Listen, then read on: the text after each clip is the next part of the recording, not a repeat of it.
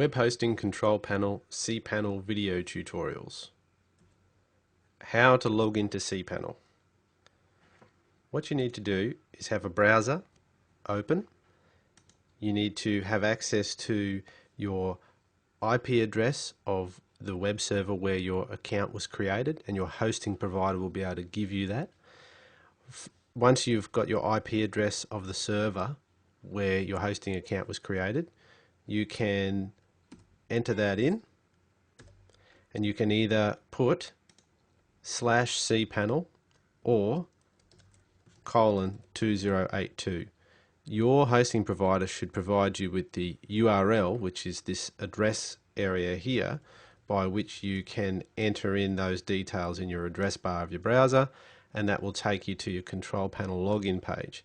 So if you have your domain name that's been changed over to point to your new hosting account, you may be able to specify the actual domain name,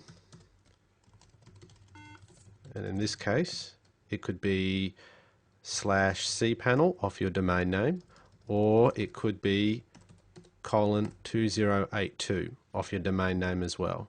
But for the sake of this exercise, I'm going to show you how to access it via the IP address. So your web hosting provider will give you that. You then head over to this location, you put in your username and the password that was either you created or they created for you, and you push OK. That will then load up, and you will have your theme, cPanel theme. This particular theme is X3. That's the name of the theme. You may not have X3, you may have perhaps X, you may have a totally custom theme.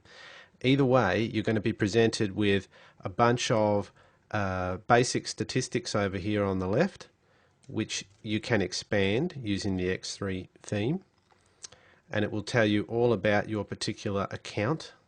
You'll also have access to all the icons that are on the right hand part of the screen, and these icons allow you to access different areas of the control panel, which allow you to do different things. So as you can see up the top, we've got some preferences here. We'll go through these in later tutorials. We've got mail related icons, we've got file based related icons, we've got logs, which are extremely important. We'll go through those in later tutorials. Security based icons, these are also very important. And we have some extra domain icons that you may need. Databases, very important. If you want to run anything with a database, you'll need to be familiar with this area here. Lots of great stuff in the software and services area. Each hosting provider will vary slightly as to what they offer in their control panels, and so if you do see an icon here that's not in your control panel, don't fret. It's fine. If you are familiar with the control panel and you don't see an icon in here, likewise, it's not a big deal. Each provider produces their own control panel as they see fit. So then we have some leftover icons down here that are just as important. So we're going to go through every single one of these icons, and not just how to use them, but explain why you would use them. And this is a great failing with several other tutorials out there that you might find, is that they don't go through the explanation as to why. Well, that ends the first tutorial. Be sure to check out all of our other cPanel tutorials to learn how to use the great features of your web hosting account and build your online business.